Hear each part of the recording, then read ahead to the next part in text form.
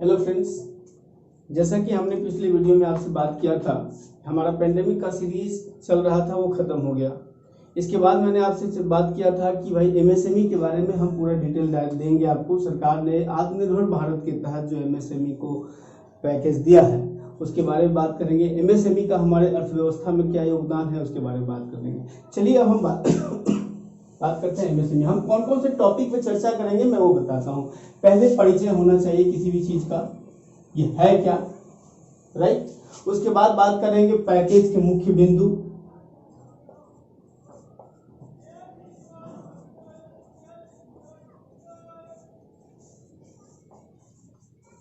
इसके बाद बात करेंगे हम आपके साथ, है ना, जो नई डेफिनेशन परिभाषा दी गई है एमएसएमई की, नई परिभाषा इस बार हुआ है उसको देखेंगे। फिर एमएसएमई का योगदान कितना है,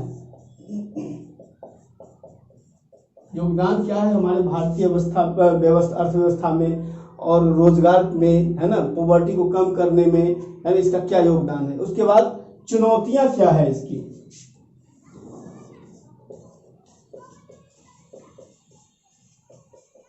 चुनौतियां क्या है, और एक आपको डाल देंगे इसमें हम कि अभी प्रमुख योजनाएं कौन सी घोषणा हुई है।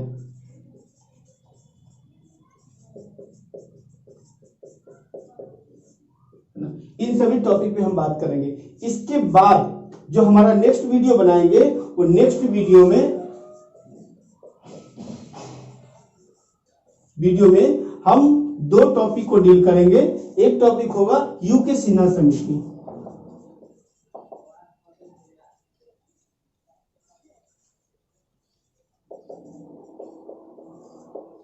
यूके सिन्हा कमेटी, ठीक है। उसके बाद जो है सरकार ने 2018 में 12 सूत्रीय कार्यक्रम लॉन्च किया था एमएसएमई को लेकर, है ना। जितनी रिफॉर्म हुई है सबका बेस पॉइंट वही है, उसको हम बनाएंगे 12 सूत्रीय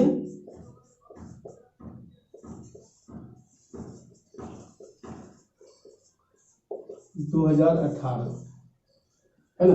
नेक्स्ट वीडियो में ये होगा और अभी वाले वीडियो में हम ये सारे चीजों पे चर्चा करते हैं। चलिए तो अब हम बात करते हैं एमएसएमई सेक्टर में आर्थिक पैकेज के मुख्य बिंदु, ठीक है, ओके।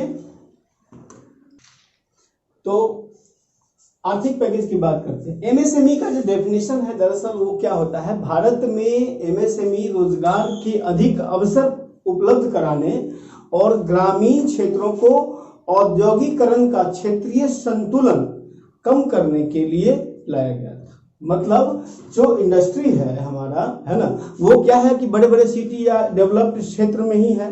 तो एमएसएमई एक ऐसा माध्यम है जो कम विकसित एरिया है, वहां एमएसएमई के माध्यम से इंडस्ट्री को डेवलप करके लोगों को रोजगार मुहैया कराने का एक अपॉर्चुनिटी, अवसर के रूप में इसको देखा जाता है। अब देखिए आर्थिक पैकेज जो सरकार ने आत्मनिर्भर भारत के तहत मोदी जी ने घोषित किया था, जो 20 लाख करोड़ कहते हैं, उसमें जो एमएसएमई सेक्टर को दिया गया था वो क्या था, देखिए फंड्स ऑफ फंड बनाया जाएगा जो 50,000 करोड़ की इक्विटी आएगी इसमें, राइट। ये क्या होगा, 10,000 करोड़ का फंड्स ऑफ फंड में से प्रॉफिट कौन लेगा, कारोबार विस्तार करने के लिए, अपने जो एमएसएमई अपना बिजनेस को आगे बढ़ाना चाहता है ना, डेवलप करना चाहता है और ज्यादा विस्तार देना चाहता है, उसके लिए ये फंड बनाया गया था जो इक्विटी के रूप में होगा। याद रखिएगा फ्री में नहीं दे रही है सरकार, पहली बार, ठीक है। इसके बाद 3 लाख करोड़ रुपए तक का कोलेट्रल फ्री। कोलेट्रल फ्री का मतलब क्या होता है कि गिरवी नहीं रखना पड़ेगा। जैसे आप बैंक में जाते हैं लोन लेने तो आपको क्या पड़ता है, गिरवी रखना पड़ता है, मॉर्गेज करनी पड़ती है अपनी जमीन या फिर कोई एसेट। तो यहाँ पे सरकार ने कहा, क्या किया है कि सरकार ने ये कहा कि भैया जो एमएसएमई है उसको आप कोलेट्रल फ्री यानी कि मॉर्गेज नहीं रखा जाएगा, उसको आप लोन दीजिए, है ना, उसके बिजनेस को आधार बना के। जो 31 अक्टूबर 2020 तक का जितने भी लोन बांटे गए हैं उसके लिए है ये, ठीक है। जो ये जो लोन दिया जाएगा, ये लोन का जो पेमेंट है उसकी समय सीमा 4 साल है। 4 साल में पेमेंट रिटर्न करेंगे एमएसएमई बैंकों को, राइट। अच्छा, मूलधन चुकाने के लिए जो 12 महीने का अतिरिक्त समय दिया गया है, जो उसका मूलधन है ना, वो उसको चुकाने के लिए 12 महीने का अतिरिक्त समय दिया गया है। पहले या 1 वर्ष में चुकाना होता था, है ना, एक वर्ष का समय, जैसे पहले 1 वर्ष में चुकाना होता था, और अब क्या किया है कि एमएसएमई के लिए 12 महीना का अतिरिक्त समय यानी एक्स्ट्रा समय दिया गया, अर्थात 12 महीना ये और 12 महीना ये, है ना, 12 मंथ ये, तो 24 महीना उसको मिल गया बेनिफिट। क्लियर। इसके बाद लाभ किसको मिलेगा, ये देखिए लाभ उसको मिलेगा जो 100 करोड़ का टर्नओवर करता है। जो एमएसएमई जिसका टर्नओवर 100 करोड़ है, या फिर जो 25 करोड़ रुपए तक के बकाया वाली बोरोवर यूनिट है, ऐसा एमएसएमई यूनिट जो 25 करोड़ तक मार्केट से बोरो करता है यानी कि लेता है ना, तो वो जो है इसका बेनिफिट ले सकती है। भारत में जितने एमएसएमई है उसमें लगभग 45 लाख एमएसएमई ऐसे हैं जो इसका फायदा उठा सकते हैं। अब दोस्तों हम अब बात करते हैं परिभाषा, इसके डेफिनेशन भी चेंज किए गए हैं, परिभाषा चेंज किए गए हैं, ठीक है। तो अब हम नेक्स्ट टॉपिक पे आते हैं, परिभाषा पे, ठीक है। तो अब देखते हैं परिभाषा में क्या चेंज किया गया है। अब परिभाषा मैंने कहा था, देखिए पहले जो था एमएसएमई का परिभाषा, हालांकि ये ज्यादा पुराना नहीं, 2016 में ही किया गया था यूके सिन्हा समिति के रिकमेंडेशन पे। माइक्रो, स्मॉल और मीडियम एंटरप्राइजेस के लिए जो था, मैन्युफैक्चरिंग सेक्टर और सर्विस सेक्टर दोनों अलग अलग था। याद रखिएगा, पहले मैन्युफैक्चरिंग सेक्टर के लिए अलग क्राइटेरिया था और सर्विस सेक्टर के लिए अलग क्राइटेरिया था। बट क्या था, पहले वाले को देखते हैं। देखिए 0 से 25 लाख रुपए तक का इन्वेस्टमेंट के लिए, है ना, माइक्रो का था, ठीक है। स्मॉल वाले 26 से 5 करोड़, इसके बाद फिर मीडियम वाले जो है वो 10 करोड़ था, ठीक है। मीडियम वाले 10 करोड़ रुपए तक का इन्वेस्टमेंट करें तो वो एमएसएमई में काउंट किए जाते थे, राइट। इसके बाद जब सर्विस सेक्टर वाले हैं, सर्विस सेक्टर में जो कर रहे हैं काम, जैसे आपको मैं एग्जांपल दे दूं, बहुत सारे जो फिनटेक कंपनी है, फाइनेंशियल टेक्नोलॉजिकल कंपनी, है ना, that is called service sector, right, provide कराते हैं। तो वो 10 लाख तक के इन्वेस्टमेंट करने वाले माइक्रो में काउंट होते थे, है ना। जो कंपनी 10 लाख तक इन्वेस्ट करती थी उसको माइक्रो एंटरप्राइजेस में काउंट किए जाते थे। सर्विस सेक्टर में जो 11 लाख से 2 करोड़ तक करता था वो स्मॉल के रूप में काउंट होता था, और जिसका इन्वेस्टमेंट 2 से 5 करोड़ के बीच में था वो मीडियम इंटरप्राइजेज के रूप में काउंट किया जाता था। बट आत्मनिर्भर भारत पैकेज के तहत साथ साथ उसने ये दोनों का जो फासला था वो फासले को मिटा दिया, है ना। तो फासले को मिटाने के बाद क्या, मैन्युफैक्चरिंग एंड सर्विस सेक्टर को यानी कि रिवाइज क्या किया इसका, है ना, composite criteria investment and annual turnover, investment और एनुअल टर्नओवर के आधार पे, है ना, कंपोजिट क्राइटेरिया बनाया गया। मैं देखते हैं अब क्या है इसका। देखिए माइक्रो के लिए क्या था, कैपिटल 1 करोड़ रुपया होना चाहिए, है ना, और टर्नओवर 5 करोड़। जिस माइक्रो एंटरप्राइजेस की कैपिटल 1 करोड़ हो और टर्नओवर 5 करोड़ हो वो इसमें आ जाएगा। स्मॉल का 10 करोड़ कैपिटल होना चाहिए और टर्नओवर 50 करोड़ का होना चाहिए। मीडियम में 50 करोड़ का कैपिटल होना चाहिए और 250 करोड़ या 250 करोड़ का टर्नओवर होना चाहिए। देखिए गवर्नमेंट जो क्लासिफाइड किया है प्रोसेस का, जो एक्सपोर्ट करने के लिए ये जो किया है ना, इसका मेन मकसद क्या है। देखिए ये जो चेंज किया गया इसका मेन मकसद है कि भाई हमारे यहां से एक्सपोर्ट हो। क्या हुआ कि इसके अपेक्षा इसको लिबर्टी मिल गया है ना। इसका नेगेटिव क्या है मैं अभी वो बताता हूं। तो इससे क्या हुआ कि जो कंपनी, अब देखिए यहाँ पे जो 2 से 5 करोड़ मीडियम में काउंट होते थे, है ना, तो मीडियम वाले क्या हो गए, यहाँ पे 2 से 5 करोड़ मीडियम वाले काउंट हो रहे थे, वो आप कहां चले आएंगे, स्मॉल में बढ़ गया। और जो स्मॉल काउंट हो रहे थे वो कहां चले आएंगे, माइक्रो में, है ना। तो कैपिटल ज्यादा है और उसकी जो स्टेटस क्या है, लो है, तो स्टेटस लो, देखिए इंडस्ट्री स्टेटस लो का मतलब मार्केट की बात नहीं कर रहे हैं, गवर्नमेंट की जो क्राइटेरिया है उसकी बात कर रहे हैं। तो गवर्नमेंट की क्राइटेरिया में अगर स्टेटस लो है और इन्वेस्टमेंट ज्यादा है तो जो इन्वेस्टर को बेनिफिट होगा, है ना। सरकार का मैन्युफैक्चरिंग मतलब जो प्रोडक्शन है एक्सपोर्ट बढ़ेगा, है ना। एक्सपोर्ट जब बढ़ेगा तो मैन्युफैक्चरिंग बढ़ेगी और मैन्युफैक्चरिंग बढ़ेगी तो सर्विस सेक्टर बूम करेगा यानी कि बढ़ेगा। जब सर्विस सेक्टर बढ़ेगा लोगों के अंदर एम्प्लॉयमेंट स्वाभाविक बात है क्रिएट होगा और परचेजिंग पावर बढ़ेगी, आपका जीडीपी बढ़ेगा, स्ट्रांग होगा, डॉलर स्ट्रांग होगा, डॉलर के अपेक्षा भारत का जो पैसा है वो स्ट्रांग होगा, है ना। ये सब चीजें किया गया है। इसका नेगेटिव क्या है? उसका नेगेटिव क्या है कि most beneficial would be taken away by the bigger firm. जो बड़ी बड़ी फर्म है ना, कई देखिए, जैसे आपको बता दें गूगल कई ऐसे कंपनियों की पेरेंट कंपनी के रूप में, जैसे फेसबुक, आपका व्हाट्सएप है, व्हाट्सएप की पेरेंट कंपनी है वो, राइट। अल्फाबेट पेरेंट कंपनी है।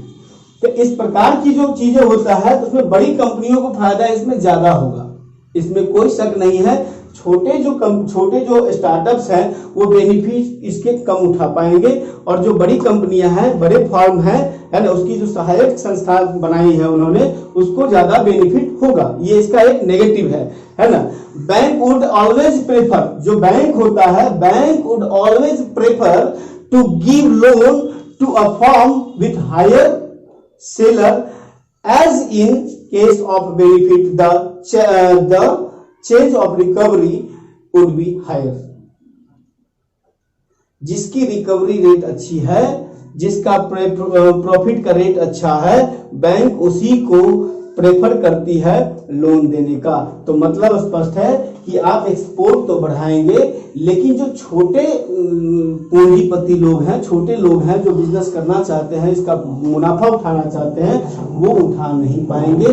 जो बड़े फर्म है, छोटे रूप में छोटे रूप में इन्वेस्ट करके मुनाफा कमाना चाहते हैं, उनके लिए अच्छा अपॉर्चुनिटी है। कुल मिला के ठीक है, सरकार को इस पे काम करने की जरूरत है ताकि छोटे छोटे फर्म को अपॉर्चुनिटी मिल सके। ये तो बड़े बड़े फर्म उठा लिए मुनाफा, लेकिन सरकार को एक्सपोर्ट होगा, इसमें कोई डाउट नहीं है। अब हम चलते हैं कि इस एमएसएमई का अर्थव्यवस्था में क्या कंट्रीब्यूशन, योगदान क्या है ना। अब योगदान के बारे में बात करें। अब इसका कंट्रीब्यूशन क्या है, योगदान क्या है, देखिए 36.1 मिलियन यूनिट है पूरे भारत में एमएसएमई, जो 95% of total MF unit. Bharat में जितने भी आप कंपनी देखते हैं उसमें 95% सिर्फ एमएसएमई है। आप सोचिए कितने लोगों को रोजगार देता होगा ये। जितने लोग आप रोजगार की बात करते हैं, कोई बड़ी बड़ी कंपनी में सब नहीं है, छोटे छोटे जो कंपनियां हैं, है ना, उसमें ये रोजगार, इसमें 95% जो है वो छोटे, माइक्रो, स्मॉल और मीडियम टाइप के जो इंडस्ट्री है उसका योगदान है ना। इसके बाद आप देखिएगा कि 150 मिलियन लोगों को एम्प्लॉयमेंट क्रिएट करता है ये। स्वाभाविक बात है कि 95 टोटल इंडस्ट्री का 95% जो है सिर्फ एमएसएमई है अगर, तो उसमें सबसे ज्यादा एम्प्लॉयमेंट जनरेट करेगा ये। तो एम्प्लॉयमेंट को क्रिएट कर रहा है 120 मिलियन। मैं अप्रोक्स बात कर रहा हूं, जो गवर्नमेंट ऑफ इंडिया का डेटा है, जो आप इकोनॉमी सर्वे को उठाइए, ठीक है। मैं जो भी बात कर रहा हूं इकोनॉमी सर्वे को आधार बना के कर रहा हूं, कोई भी इधर उधर की बात नहीं है, ठीक है। अब देखिए, जो भारत का टोटल एक्सपोर्ट है, बाहर में जो हम एक्सपोर्ट करते हैं, विदेश में सामान भेजते हैं, उस टोटल एक्सपोर्ट में 45% योगदान है। अगर इस कंडीशन में 95% एमएसएमई सेक्टर का जो इंडस्ट्री है वो लॉकडाउन में अचानक बंद हो गया, आप सोचिए आपकी अर्थव्यवस्था की हालत क्या होगी, है ना। तो ये सोचने वाली बात है। एम्प्लॉयमेंट, स्वाभाविक बात है, अनएम्प्लॉयमेंट यानी कि बेरोजगारी की समस्या उत्पन्न होगी। एक्सपोर्ट जब घटेगा तो स्वाभाविक बात है मैन्युफैक्चरिंग ही घट जाएगा, यूनिट ही बंद हो जाएगा, तो रोजगारी और परचेजिंग पावर वगैरह सारा अर्थव्यवस्था इस पर डिपेंड है। मैन्युफैक्चरिंग सेक्टर का जीडीपी में योगदान, जीडीपी का 6.1%, जो आपका जीडीपी है ना, लगभग जो 3 ट्रिलियन का हो गया है इस बार। अब पता नहीं, अब तो इकोनॉमी सर्वे आएगा तो इस साल की स्थिति तो ऐसी खराब है। तो जो बजट पेश किया गया था फरवरी में, लगभग 3 ट्रिलियन डॉलर का था, ठीक है। सर्विस सेक्टर में योगदान इसका 25% है। मैंने अभी आपको कहा कि फिनटेक, फाइनेंशियल टेक्नोलॉजी कंपनी है ना, ये जितनी है सारे के सारे जो है एमएसएमई में आते हैं। जो सर्विस प्रोवाइडर है, लोगों को सर्विस प्रोवाइड कराता है, तो उसमें 25% सर्विस सेक्टर में इसका योगदान है। अब सोच लीजिए कि कितना इसका महत्व है। सबसे बड़ी बात यह है कि ये जो एमएसएमई है वो लगातार 10% का ग्रोथ रेट है, जो बहुत बड़ी बात है।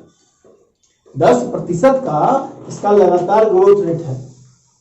तो ये सब जो अगर अचानक गिरेगा, चाहे अचानक बंद होगा, तो प्रॉब्लम क्या होगा बताइए आप हमको, है ना।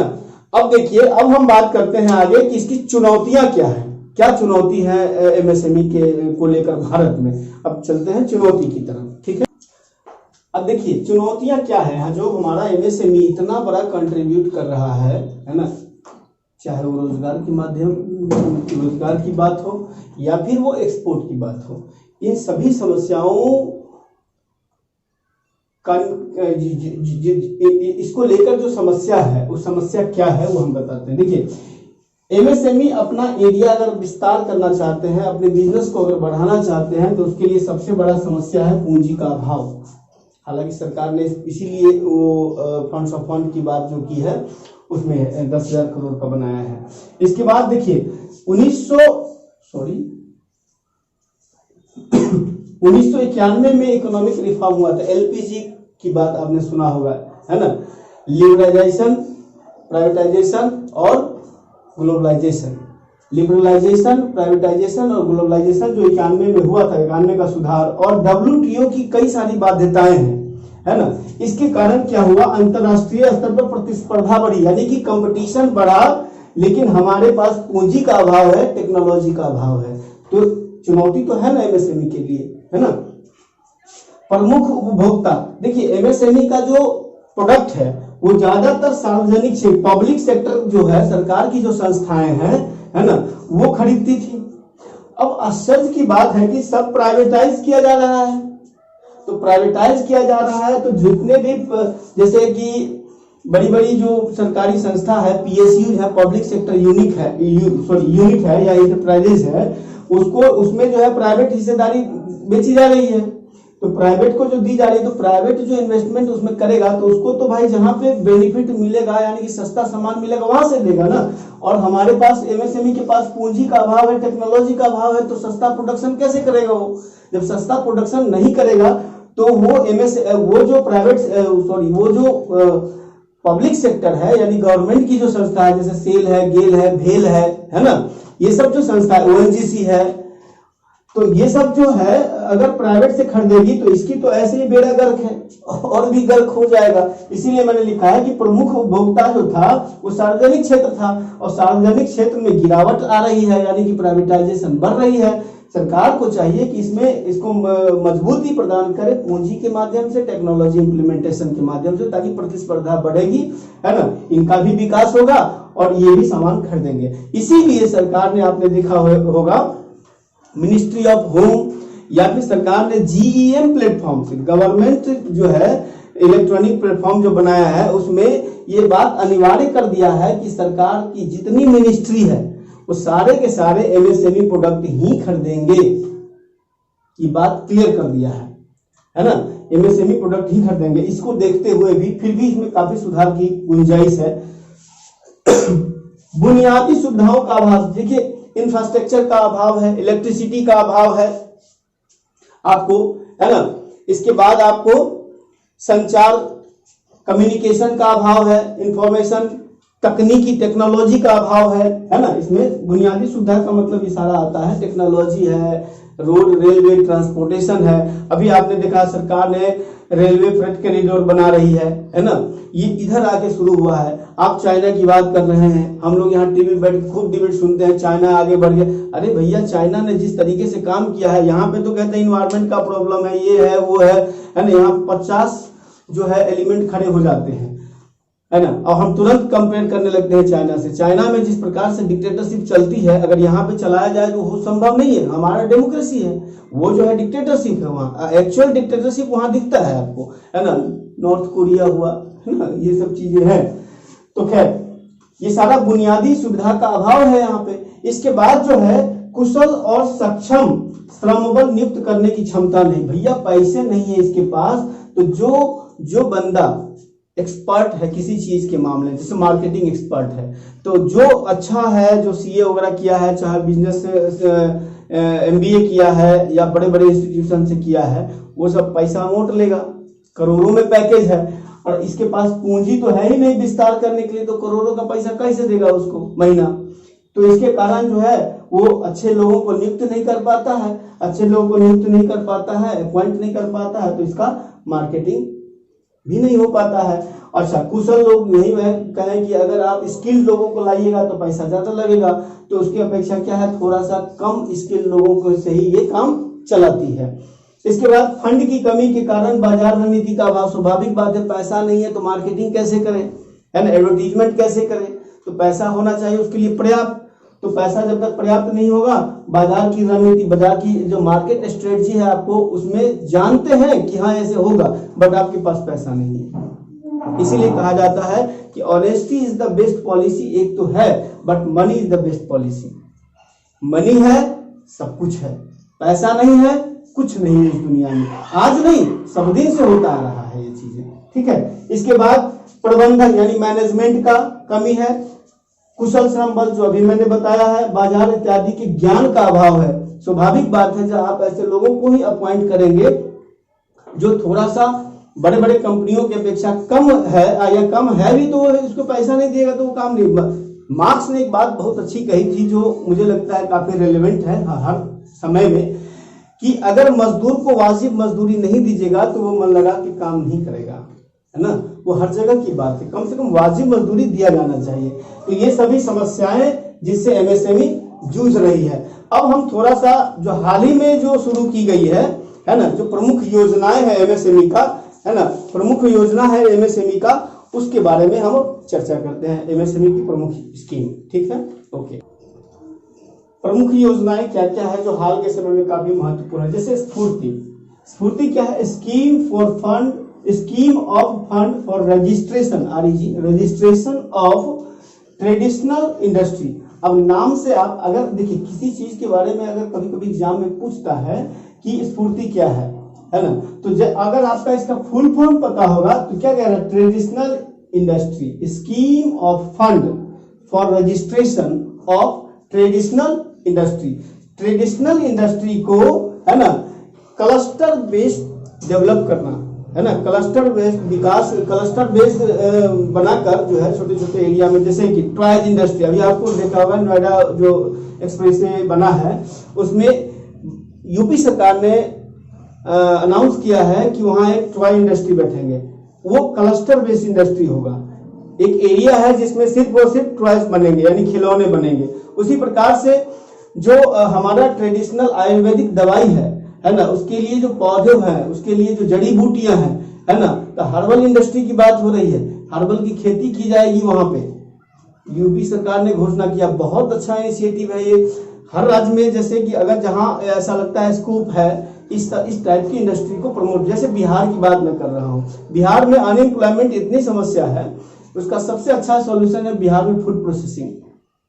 बिहार सरकार को चाहिए फूड प्रोसेसिंग में बढ़ चढ़ के हिस्सा ले और MSME इंडस्ट्री को पूरा प्रमोट करे, बजाय इसके कि पैसे बांटने के, है ना, अपॉर्चुनिटी प्रोवाइड कराए। बिहार में बहुत अपॉर्चुनिटी है फूड प्रोसेसिंग का, काफी चीजें उगाई जाती है यहाँ पे। खैर, ये जो है आपका क्लस्टर बेस्ड डेवलपमेंट करना है तो ट्रेडिशनल इंडस्ट्री को के माध्यम से, है ना। बेहतर उपकरण, इसमें क्या किया जाएगा, जो टेक्नोलॉजी है उसमें अपग्रेडेशन के लिए सुविधा दी जाएगी, और जो विपणन यानी मार्केटिंग है उसका जो बेसिक इंफ्रास्ट्रक्चर होता है, बुनियादी सुविधाएं होती है, जैसे रोड है, रेल है, ट्रांसपोर्टेशन है, उसकी काफी सुधार करना, है ना। इसका सारा का सारा बात इसमें रखा गया है। अब देखिए एस्पायर है, एस्पायर ये 2005 में लॉन्च किया गया था, एस्पायर को 18 मार्च 2015 में लॉन्च किया गया है। ये क्या है, a scheme for promotion of innovation, याद रखिए innovation, rural industry and entrepreneurship. कृषि आयोग, जो MSME मंत्रालय ने कृषि आयोग में, कृषि विभाग में, उद्योग में, कृषि उद्योग में जो इंडस्ट्री और इनोवेशन, नवाचार को बढ़ावा देने के लिए एस्पायर स्कीम को चालू किया गया है। इसका मुख्य उद्देश्य क्या है, जो लाइवलीहुड बिजनेस इंक्यूबेटर होता है, लाइवलीहुड बिजनेस इंक्यूबेटर, जिसको बोलते हैं हिंदी में आजीविका व्यापार प्रोत्साहन केंद्र, खोला जाएगा लगभग 80, है ना। और इसके माध्यम से स्थानीय लोगों को, है ना, इनोवेशन, एग्रीकल्चर सेक्टर में इनोवेशन दी करके, है ना, इंडस्ट्री को उठाने का प्रयास किया जा रहा है एस्पायर स्कीम के तहत। ठीक है। चैंपियन, जो हाल ही फिलहाल में लॉकडाउन के समय में आपने देखा होगा कि ऑनलाइन इसका इनोग्रेशन किया गया है, नितिन गडकरी जी जो हैं वो और प्रधानमंत्री मोदी जी ने किया है। चैंपियन, चैंपियन का फुल फॉर्म क्या है ना, क्रिएशन एंड हार्मोनियस, है ना, एप्लीकेशन ऑफ मॉडर्न प्रोसेस। देखिए ध्यान रखिएगा, मॉडर्न प्रोसेस, इनोवेशन की बात कर रहा है, टेक्नोलॉजिकल यूज। ठीक है। Increasing the output, modern process से आउटपुट इंक्रीज करेगा, right. And national strategy, Bharat के राष्ट्रीय रणनीति ऐसी होगी जो, है ना, हार्मोनियस और एप्लीकेशन, मतलब जो सहज और समान तरीके से, ज्यादा क्रिटिकल नहीं, आसान बनाया जाए उसको, रजिस्ट्रेशन वगैरह का जो प्रोसेस होता है उसको, है ना, लोन का प्रोसेस है उस सबको, और मॉडर्न प्रोसेस के थ्रू, है ना, इंडस्ट्री को बढ़ावा दिया जाए, है ना। इसके जो मेन कंपोनेंट है, हम थोड़ा सा इसमें चले, काफी महत्वपूर्ण है दरअसल ये। इसका उद्देश्य क्या है, शिकायत निवारण होगा, है ना, यानी कि ये कच्चे माल जो रॉ मटेरियल होते हैं, फाइनेंस होता है या लेबर होता है, या फिर जो रेगुलेशन से रिलेटेड जो प्रॉब्लम होता है उसको तुरंत अनुमति दी जाएगी, है ना, पहला होगा शिकायत निवारण। इसमें जो पहला पॉइंट है वो शिकायत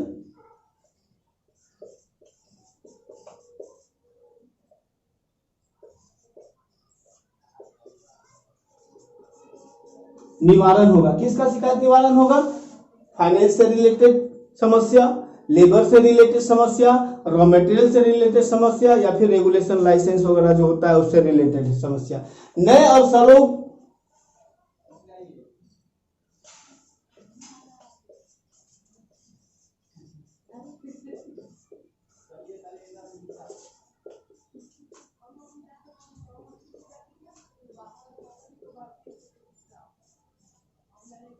नए अवसरों की प्राप्ति में मदद दी जाएगी। कैसे दी जाएगी, तो देखिए आपको मेडिकल और सहायक उपकरण जैसे पीपीई किट, है ना, मास्क, सैनिटाइजर, या राष्ट्रीय अंतर्राष्ट्रीय बाजार में आपूर्ति का जो डिमांड है उसमें अगर हमारी इंडस्ट्री चाहती है कि मैं उसमें एंट्री करूं, तो उसमें क्या होगा, नए अवसरों में उसको इम्पोर्टेंट, जैसे मान के चलिए कि भारत में सभी एमएसएमई तो नहीं है जो मास्क प्रोड्यूस करते हैं, तो उस कंडीशन में क्या होगा कि मास्क प्रोड्यूस करने वाली कंट्री जो एमएसएमई है, अब आज के डेट में रिक्वायरमेंट है तो उसको विशेष अवसर दी जाएगी। ठीक है भाई, आप जो है इतना रुपया का इतना आइटम आप तैयार कीजिए। जैसे आप डिफेंस इंडस्ट्री की बात करो, भारत सरकार जो डिफेंस मिनिस्ट्री है उसने कहा कि मैं 80%, याद रखिएगा 80% जो इक्विपमेंट है, जो एमएसएमई से लेने वाला इक्विपमेंट है, उसका 80% मैं भारत में एमएसएमई को दूंगा ऑर्डर, है ना। तो ये क्या किया, नए अवसरों की प्राप्ति में मदद किया सरकार ने कि भाई हम बाहर से लेंगे, दूसरे यहाँ से लेंगे, तो अपने देश के लोगों को ही दीजिए, पैसा जाएगा उसके पास, तब तो वो नया टेक्नोलॉजी अपना अपग्रेडेशन करेगा। हम अपॉर्चुनिटी ही नहीं देंगे तो अपग्रेडेशन कहाँ से करेगा। हम चाहेंगे कि नहीं हमारी इंडस्ट्री के पास टेक्नोलॉजी नहीं है, हम चलो अमेरिका से ले आए, तो ऐसे आपका इंडस्ट्री ग्रो नहीं करेगा।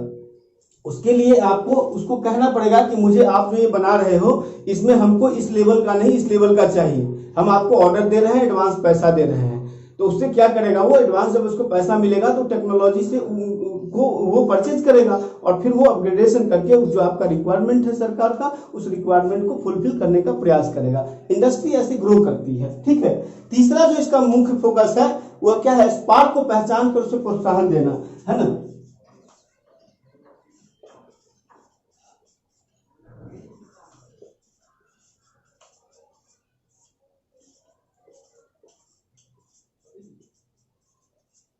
स्पार्क का मतलब क्या है, स्पार्क जैसे कि इलेक्ट्रिसिटी अगर कहीं पे जैसे आप देखिएगा लोहे से या फिर किसी चीज से लगता है तो स्पार्क होता है। स्पार्क का मतलब यह है कि जो अवसर है, जो कोई लोग ऐसा है कि इसमें आना चाहते हैं, नया काम करना चाहते हैं, है ना, तो वो स्पार्क में काउंट होते हैं, यूथ स्पार्क में काउंट होते हैं। जो इस सेक्टर में काम करना चाहते हैं यानी स्टार्टअप में, तो उसको क्या है, उस स्पार्क की पहचान, उसको प्रोत्साहन, जैसे डिफेंस इंडस्ट्री बहुत बड़ी इंडस्ट्री भारत में होने वाली है। हमने अरबों खरबों का सामान खरीदते हैं बाहर से। अगर कोई स्टार्टअप चाहती है डिफेंस इंडस्ट्री में, आईटी सेक्टर में, है ना, आना, और उस चीज की जैसे एआई में, आर्टिफिशियल इंटेलिजेंस में, इंटरनेट ऑफ थिंक, 5G का मतलब ये है इंटरनेट ऑफ थिंक में काफी सहयोग मिलेगा। उसमें जो इंडस्ट्री स्टार्टअप आना चाहता है उसको क्या है, उसको मदद की जाएगी, सरकार उसकी पहचान करेगी और उसको मदद की जाएगी। संभावित यानी कह रहा है कि संभावित जो है एमएसएमई जो वर्तमान स्थिति का सामना करने में सक्षम है और राष्ट्रीय अंतरराष्ट्रीय चैंपियन बन सकते हैं, उसके पास अपॉर्चुनिटी है, उनको अवसर के रूप में दिया जाना चाहिए। तो ये हमारा एमएसएमई का समस्या, उसका योगदान, उसकी जो भी इम्पोर्टेंस है उसके बारे में हमने बात की है। जो बच्चे प्रिपरेशन कर रहे हैं, खासकर मेंस वगैरह का एग्जाम दे रहे हैं या पीटी का दे रहे हैं, आप इन सभी ये स्कीम तो पीटी के लिए काफी इंपॉर्टेंट है, चाहे वो स्टेट का हो या यूपीएससी का हो, राइट। इन सभी चीजों को ध्यान रखिए। चुनौतियां क्या है ये भी क्वेश्चन जो है आपको पूछ लेता है। हम अब बात करेंगे आपसे अगले वीडियो में, एमएसएमई से रिलेटेड ही होगा, यूके सिन्हा कमेटी और जो 12 सूत्रीय कार्यक्रम भारत सरकार ने लॉन्च किया था 2018 में, ये दोनों बहुत महत्वपूर्ण है। लंबी वीडियो ना हो इसके कारण हमने इसको 2 पार्ट में बांटा है। ठीक है, thank you for watching, right.